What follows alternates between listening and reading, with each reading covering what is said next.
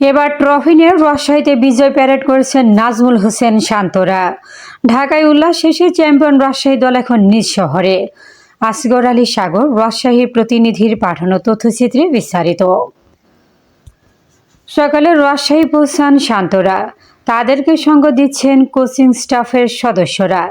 দলটির সকল বিদেশি ক্রিকেটার দেশ ছাড়াই শুধু দেশি ক্রিকেটার নিয়ে হচ্ছে এই আনন্দযাত্রা। এর আগে রাজশাহী মহানগরীর বিভিন্ন জায়গায় সাদুখোলা বাসে করে রাজশাহীর কয়েকটি দর্শনীয় স্থান ঘুরেছেন শান্তরা। এ সময় রাজশাহীর সর্বস্তরের মানুষের ভালোবাসা শিখতে হন রাজশাহী ওয়ারিয়র্সের খেলোয়াড়রা। এর আগে রাজশাহী বিপিএল-এর দ্বাদশ আসরের পর্দা নেমেছে গত শুক্রবার। চট্টগ্রাম রয়্যালসকে হারিয়ে চ্যাম্পিয়ন হয় রাজশাহী ওয়ারিয়র্স। মাঠ থেকে হোটেল পর্যন্ত তাদের শিরোপা জয়ের উল্লাস ছিল চোখে পড়ার মতো।